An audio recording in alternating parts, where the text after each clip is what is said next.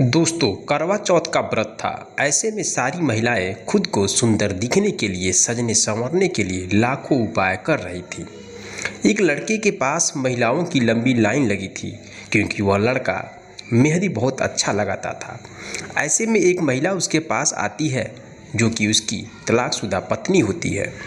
उसे भी मेहंदी लगवाना था। इत्तेफाक से वहाँ पर पहुँच जाती है, लेकिन जब वो देखती है कि उसका जो पति है वह दूसरी महिलाओं के हाथों में, पैरों में मेहंदी लगा रहा है, तो वह जल भुन जाती है। हालांकि वह उससे 4 सालों से अलग रह रही थी, लेकिन वह उसके कतई बर्दाश्त नहीं था कि उसका पति जो है वह अपने हाथों में किसी और का हाथ पकड़े।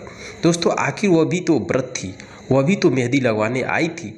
किसके लिए लगवाने आई थी? उसे क्यों जलन हो रहा था जब उसे 4 सालों से अलग रह रही थी? तो दोस्तों, बहुत ही रोचक कहानी है। आइए जानते हैं पूरी कहानी इस वीडियो में। लेकिन वीडियो में आगे बढ़ने से पहले बस वीडियो को लाइक कर दीजिए, चैनल को सब्सक्राइब कर दीजिए, ताकि मेरा हौसला बढ़ता रहे। अब दोस्तों, शुभम मेहंदी लगा रहा था।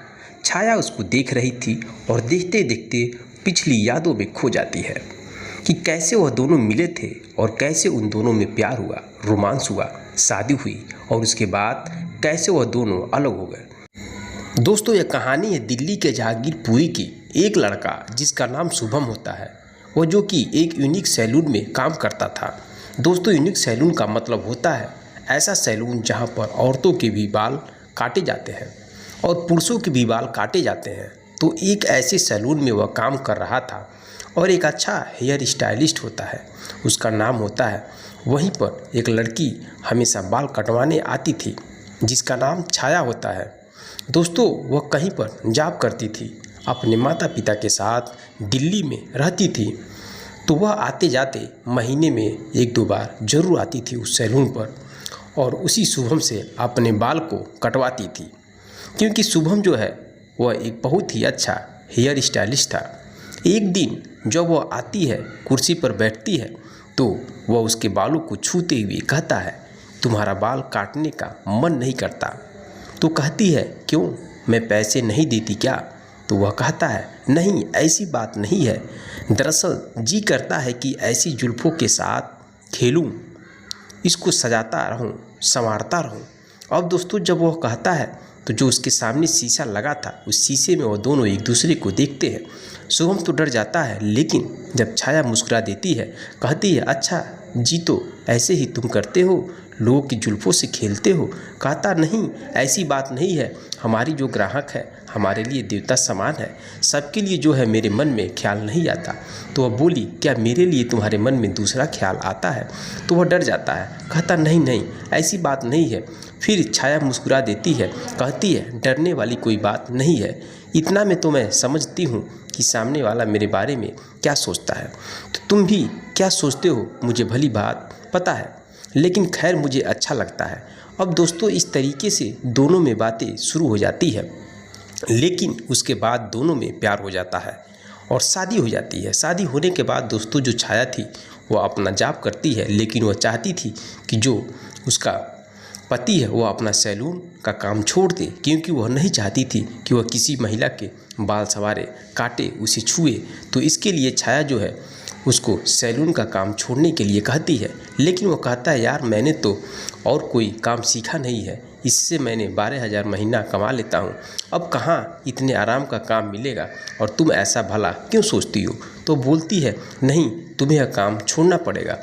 अब दोस्तों, दोनों में कहा-सुनी हो जाती है। तो वह कहता है, कोई बात नहीं, मैं काम छोड़ दूंगा, मुझे घर पर बिठा के खिलाओ, तुम भी तो जॉब करती हो, मैंने तो तुम्हें कभी सवाल जवाब नहीं किया तुम्हारे नौकरी के बारे में। तो उसने कहा, मैं तुम्हारे जैसी थोड़ी हूँ, मैं गर्ल हॉस्टल में काम करती हूँ।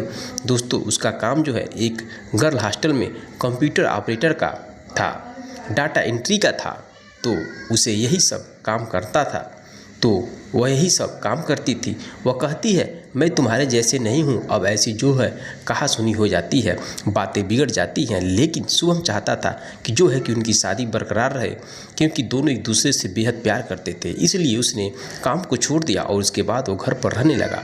अब दोस्तों, जब घर पर रहता था तो उसके पास बहुत सारे कस्टमर महिलाएँ फ़ोन करती थी। शुभम का नंबर उनके पास था। अब उसे कॉल करने लगती थी, कहती थी भैया तुम मेरे बाल को काटते थे, इतने अच्छे सजाते थे, तुम कहाँ चले गए हो? मुझे पार्टी में जाना है और मैं क्या करूँ, तुम ही मेरे बाल को काट सकते हो। वह कहती है भैया कितने भी पैसा ले लो, बस आके मेरे बाल ठीक कर जाओ। तो सोचता है क्या करूं। फिर उसने सोचा अच्छा ठीक है, देखो ऐसी बात है तो किसी को पता न चले, मैं तुम्हारे घर पर आकर बाल काट दूंगा। और कहती है ठीक है भैया आकर मेरा बाल काट दो। औरत यह भी कहती है भैया तुम दिल्ली में रहकर ऐसे लड़की से क्यों शादी कर लिए जो इस तरीके से सोचती है तुम्हारे बारे में। और कोई कहती है कि भैया तुम मजाकिया बहुत हो, हंसी मजाक करते हो, शायद इसलिए तुम्हारी बीवी तुम्हारे ऊपर शक करती है। कोई बात नहीं है, तुम जो आज आ जाओ और हमारा काम कर जाओ, पैसा होगा तुम्हें मिल जाएगा, किसी को भी पता नहीं चलेगा। अब दोस्तों फिर वह इस तरीके से जब उसकी बीवी जो है कि छाया थी वह काम पर चली जाती है तो वह जाता है किसी महिलाओं के बाल काट देता है, उसके बाद चला आता है। लेकिन धीरे धीरे यह बात भी छाया को मालूम चल जाती है क्योंकि बहुत सारे बाल घर में भी आ जाते हैं चिपक करके, और किसी भी तरीके से जो है कि छाया को पता चल गया तो वह बोलती है देखो यही है तुम्हारा असली रूप, तुम उनके घर तक भी जाने लगे, इस तरीके से तुमसे रहा नहीं गया और किसी दूसरी औरत के बिना। अब दोस्तों यह बात बहुत आगे बढ़ जाती है। अंततः 2 साल साथ में रहने के बाद दोनों जो है अलग होने का फैसला करते हैं। अब दोनों अलग हो जाते हैं, हमेशा के लिए रिश्ता खत्म हो जाता है। जो शुभम था वह फिर से सैलून वाला काम चालू कर देता है और छाया थी वो अपना जॉब करने लगती है, वहीं जॉब करती है। लेकिन अब शुभम का मन सैलून में नहीं लगता है क्योंकि वहाँ पर हमेशा उसे छाया की याद आती थी। छाया से बहुत प्यार करता था, इसलिए वह काम भी छोड़ देता है। काम छोड़ने के बाद दोस्तों उसकी शादी जो है 2017 में हुई थी और 2019 में दोनों अलग हो जाते हैं। वह काम छोड़ देता है, उसके बाद जो है कि वह थोड़ा बहुत मेहंदी लगा लेता था। अब दोस्तों उसके बाद जो है लॉकडाउन आ जाता है तो उसमें जो है और वह मेहंदी लगाना सीखता है मोबाइल से और क्वालिटी भी सीखता है। यह सब देखते हुए जो है कि उसके हज़ारों जो महिलाएं थी उसके ग्राहक बन जाती हैं और रेगुलर जो है कि उसे मेहंदी लगवाया करती थी। अब उससे भी रोज़ वो 10,000 कमा लेता था। अब दोस्तों करवा चौथ का व्रत आ जाता है और करवा चौथ व्रत में जैसा कि आप लोग जानते हैं कि महिलाएं सजती हैं और मेहंदी तो ज़रूर लगवाती हैं, तो ऐसे में ही हर मेहंदी लगाने वालों के लिए एक लंबी लाइन लग जाती है शुभम के पास, जो कि बहुत ज़्यादा भीड़ थी। वह 2-3 दिन से मेहंदी लगाने में लगा था, बाकायदे अपॉइंटमेंट लेकर अब वहाँ पर 10 महिलाएँ कम से कम बैठी थी और वह औरत जो है कि उसके हाथों में मेहंदी लगा रहा था, उसके पैरों में मेहंदी लगा रहा था। दोस्तों तभी जो है कि उसकी एक सहेली जो छाया की जहांगीरपुरी में उसे कहती है कि यार मेहंदी लगाने के लिए चलो करोल बाग चलते हैं, वहाँ पर अच्छे डिजाइनर बैठे हैं। अब दोस्तों छाया के भी मन में बैठ जाता है, वह कहती है ठीक है चल ठीक है चलते हैं करोल बाग। दोस्तों करोल बाग चलते हैं और दोस्तों उसने भी व्रत रख रखा था, उसकी सहेली ने भी व्रत रखा हुआ था। वह दोनों ऑटो पकड़कर करोल बाग आते हैं और इत्तेफाक से उसके पास आ जाते हैं शुभम के पास। अब जैसे ही शुभम के पास जाते हैं तो शुभम को जब वह देखती है तो वह मैडम के हाथ में मेहंदी लगाकर उनके पैरों में मेहंदी लगा रहा था। शुभम को देखती है तो शुभम उसको देखता है। दोस्तों दोनों देखकर एक दूसरे को हैरान हो जाते हैं क्योंकि वह दोनों 4 साल बाद एक दूसरे को पहली बार देख रहे थे। मेरे दोस्तों दोनों बाद में जो है कि एक दूसरे को देखते हैं और कभी छाया दिखती है तो कभी वह देखता है, दोनों देखते हैं। वह महिला के पैर को देखती है क्योंकि वह महिला के पैर में मेहंदी लगा रहा था, फिर कभी उसके हाथों को देखती है, कभी उसके चेहरे को देखती है। शुभम जो है कि हालांकि इतने दिनों में अलग रहा था लेकिन उसे पता था कि यह क्या सोच रही होगी। उसे ऐसा लगा कि जैसे वह कोई चोरी करते हुए पकड़ा गया हो। दोस्तों अपनी बीवी के सामने अब जो शुभम है वह सकपका गया और फिर महिला से जो है कि घुटनों तक अपना साड़ी जो समेटे रखी हुई थी, पैरों में मेहंदी लग न जाए इस वजह से जो शुभम है वह कहता है मैडम आप जरा जो साड़ी नीचे कर लीजिए। तो दोस्तों वह महिला शुभम से कहती है क्यों भैया, अगर साड़ी नीचे कर देने से मेरी साड़ी पर मेहंदी लग गई तो यह साड़ी गंदी हो जाएगी, क्या आप धो कर दोगे, या मेरी मेहंदी का डिज़ाइन ख़राब हो जाए तब तो मेरी सारी मेहनत और जो भी आइटम ख़राब हो जाएगा। भला तुम ऐसा कह रहे हो, तुम्हें शर्म आ रही है। अब इस बात को सुनकर सभी महिलाएं जो वहाँ पर बैठी हुई थी ज़ोर ज़ोर से हंस देती हैं। तो एक महिला बोलती है, भैया आज से पहले तो कभी नहीं बोला आपने, जबकि इससे भी ऊपर तक मेहंदी लगा देते हो, तो फिर आज इस तरह की बातें क्यों बना रहे हो? कहीं करवा चौथ का व्रत तो नहीं रखे हो तुम भी, जो इतना पत्नी व्रता बनकर दिखा रहे हो? अब इस बात पर महिलाएं और भी ज़्यादा हंसने लगती हैं, लेकिन उनको क्या मालूम था कि इस लड़के के दिल पर आज क्या बीत रही है। सामने ही उसकी तलाकशुदा पत्नी और उसकी एक सहेली खड़ी थी। हालांकि उसकी सहेली को यह नहीं मालूम था कि यह इसका पति है, वह नई नई इसकी सहेली बनी थी। अब दोस्तों वह डरता सहमा किसी तरह से उन मैडम के मेहंदी लगाकर उन्हें फ्री कर देता है और फिर आंचल से बोलता है कि जाइए मैडम, इस बार आपका ही नंबर है। अब इस पर सभी महिलाएं बोलती हैं, भैया हम तो इतने देर से बैठे हुए हैं, इंतज़ार कर रहे हैं, यहाँ तो अभी अभी आई है और इसका नंबर कहाँ से आ जाएगा। तो वह कहता है कि कल ही अपॉइंटमेंट ले रखा था।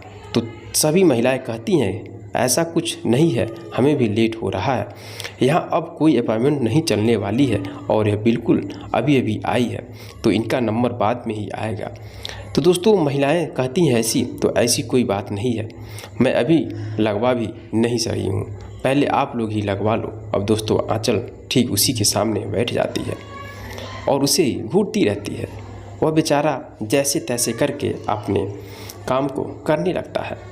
तभी कुछ महिलाएं आपस में बातचीत करते हुए कहती हैं कि बताओ, जो पति दारू पीकर नशा करके हमें मारता पीटता है, गालियां देता है, और हम उन्हीं के लिए उनकी लंबी उम्र के लिए नीरा जल व्रत रखते हैं, तो एक कहती है कि इसमें क्या करोगी, पति तो पति ही है, यह दिल मानता नहीं है। फिर दूसरी महिला कहती है, हाँ बहन, फिर ऊपर जाकर भी तो जवाब देना है। इसी तरह से वह तरह तरह की बातें कर रही थी। अब दोस्तों यह सारी बातें राहुल भी और जो उसकी सहेली और जो उसकी पत्नी थी वो भी दोनों सुन रहे थे, एक दूसरे की तरफ देख रहे थे। अब 2-2.5 घंटे के बाद जो आंचल का भी नंबर आ जाता है, तो आंचल अपना हाथ उसके आगे बढ़ाती है और 3 सालों बाद आज राहुल ने पहली बार अपनी पत्नी का हाथ पकड़ा था। तो बहुत ही भावुक हो जाता है, उसकी आंखों में आंसू आ जाते हैं और 1-2 आंसू उसकी आंखों से टपक कर छाया के हाथों पे गिर जाते हैं। उधर छाया के दिल का भी यही हाल हो रहा था, उसकी भी आंखें भरती हैं और वह तो ज़ोर ज़ोर से रोना भी चाहती थी, लेकिन वहाँ पर बहुत ज़्यादा भीड़ थी, तो ऐसे रोया भी नहीं जाता। फिर वह उससे कहती है कि आखिर तुम आज भी वैसे ही हो जैसे पहले थे, आखिरकार तुमने औरतों का साथ छोड़ा ही नहीं। तो वह कहता है, खैर तुम्हें अब इन सब बातों से क्या लेना देना है, तुम तो मुझसे अलग रहती हो, तुम बताओ, तुम तो अपनी ज़िंदगी में खुश हो ना। आज जिसके लिए व्रत रखा है और सजने संवरने से मेहंदी लगाने के लिए आई हो, उसका साथ खुश तो हो रही हो तुम। तो वह कहती है, मेरा छोड़ो, मैं तो जिस हाल में भी हूँ वैसे ही ठीक हूँ, तुम बताओ, तुम्हारे तो अब मज़े ही मज़े रहते होंगे। तो वह बोलता है, जैसा तुम समझ रही हो बस मौज मस्ती ही है। तो फिर वह पूछता है कि तुम खुश तो हो अपनी ज़िंदगी में। तो छाया कहती है, मैं जिनके लिए मेहंदी लगवा रही हूँ मेरे साथ नहीं रहते, लेकिन उन्हीं के लिए व्रत रखा है, उनकी सलामत के लिए दुआ करती हूँ। अब उसके बाद वह अपने हाथों पर बढ़िया से मेहंदी लगवाता है और फिर उसकी सहेली की भी मेहंदी लगाता है। मेहंदी लगाने के बाद वो दोनों आपस चले जाते हैं। मेहंदी लगाने के बाद दोनों वापस चली जाती हैं। इसके बाद जो लड़का है अपना काम पूरा करके जल्दी ही दुकान बंद करके अपने घर आ जाता है। अब दोनों ही दूसरे के बारे में सोचने लगते हैं। बहुत बढ़िया उनकी ज़िंदगी चल रही थी, दोनों एक दूसरे से कितना प्यार करते थे और अच्छे से अपनी ज़िंदगी को जी रहे थे, लेकिन ऐसी बातों को लेकर मनमुटाव पैदा हो गया था और दोनों ही अलग होने का फैसला कर लेते हैं। आंचल अपने घर पहुंचती है और शाम में पूजा पाठ करती है। दोस्तों आज वह बहुत खुश नज़र आ रही थी। भले ही उसका पति उससे अलग रहा था, लेकिन आज उसे अचानक देखकर उसके चेहरे पर अलग ही रौनक आ गई थी। तो बहुत खुश मिजाज होकर अपनी पूजा पाठ को कर रही थी और कभी कभी उसकी आंखों में आंसू भी आ रहे थे। उसको सोचकर वास्तव में वो दोनों एक दूसरे के बेइंतहा प्यार करते थे। और जब शाम के 8 बजे चाँद निकला तो वह अपनी सहेली के घर छत पर जाती है और अपनी थोड़ी देर बाद चाँद निकल आया तो वह दोनों पूजा करती हैं और व्रत खोलती हैं और छत पर महिलाएं होती हैं, क्योंकि उसकी सहेली के घर की छत पर बहुत सारी महिलाएं थी। अब दोस्तों चाँद निकलता है तो वह चाँद के दर्शन करती हैं और फिर जैसे ही पीछे पलटती हैं तो देखती हैं कि उसके सामने हाथों में पानी का गिलास लिए वह लड़का वहाँ पर आया हुआ है। छाया से कह रहा है कि ये लो छाया, पानी पी लो। अब दोस्तों जो लड़का है ऐसे अपने सामने खड़ा देखकर वो फूले नहीं समा रही थी। उसकी खुशी का कोई ठिकाना नहीं था। वह तुरंत लड़के से गले लग जाती है और फूट फूट कर रोने लगती है। कहती है, तुम्हें कैसे पता था कि यह व्रत मैंने तुम्हारे लिए ही रखा हुआ हूँ? तो लड़का बताता है, जब मैंने तुम्हारी मेहंदी लगाया था तो तुम वहाँ जाकर बैठ गई थी। फिर तुम्हारी सहेली की मेहंदी लगाया तो मैंने उन्हीं से तुम्हारे बारे में जानकारी ली थी। तो उन्होंने बताया था कि उनकी पहले ही कहीं शादी हुई थी और वह उनके साथ नहीं रहते हैं, लेकिन उन्हीं के लिए व्रत रखी हूँ। उन्होंने ही दूसरी शादी नहीं की। तो छाया कहती है, भला ऐसे में दूसरी शादी कैसे कर लेती? मैं तुमसे बहुत प्यार करती हूँ और हमेशा करती रहूँगी, तुम साथ रहो या न रहो। वह कहती है, अगर तुम एक बार भी मुझे मनाने के लिए आ जाते तो मैं खुशी खुशी तुम्हारे साथ लौट आती, लेकिन तुम कभी भी नहीं आए और मैं तो कितनी बार तुम्हारे उस सैलून पर भी गई, लेकिन तुम्हारा कोई पता नहीं चल सका। तो वह बोलता है, हाँ मैंने वहाँ से काम छोड़ दिया था। वहाँ तुम्हारी यादें मुझे बहुत सताती थी और उसके बाद मुझे यही समझ में आया और मैं इसी को करने लगा। लेकिन मैं कसम खाकर कहता हूँ और आज यह पति और पत्नी के रिश्ते को मजबूत कर देने वाला दिन भी है। मैं झूठ नहीं बोलूँगा कि मैं कभी गलत नहीं था, बस मेरा काम ही महिलाओं के बीच में रहने का है। दोस्तों इसके बाद आंचल एक बार फिर से उसको गले से लिपट जाती है और उसे कसकर पकड़ लेती है। उस दिन के बाद से जो छाया है और वो जो लड़का है वह एक बार फिर से एक साथ रहने लगते हैं और वह उसे मनाती है, कहती है, मुझे आप इतना शक नहीं करना चाहिए और आपका काम ही ऐसा है। इसके बाद दोनों पति पत्नी खुशहाल ज़िंदगी में जीने लगते हैं। लेकिन दोस्तों छाया अपनी उसी जॉब को कर रही थी और वह लड़का भी उस समय वही काम अपना कर रहा था। दोस्तों जो कहानी मैं आपको सुनाया हूँ यह कहानी एक पारिवारिक कहानी है और इस कहानी को सुनने के बाद आपको एक सीख लेना चाहिए कि शादी विवाह कोई गुड्डों और गुड़ियों का खेल नहीं है। दोस्तों शादी ब्याह किया जाता है, सात जन्मों तक रहने का वादा किया जाता है। तो पल पल भर में किसी बात को लेकर झगड़ा कर शादी विवाह को तोड़ना नहीं चाहिए, संबंध को खराब नहीं करना चाहिए। मेरे दोस्तों कोई भी रिलेशन रिश्ता हो तभी चलेगा जब आपके अंदर संयम, सहनशीलता, आपसी प्यार और विश्वास रहेगा। अगर सब चीज़ नहीं रहेगा तो परिवार एक दिन टूट जाएगा, बिखर जाएगा। मिलते हैं नेक्स्ट वीडियो में। जय हिंद।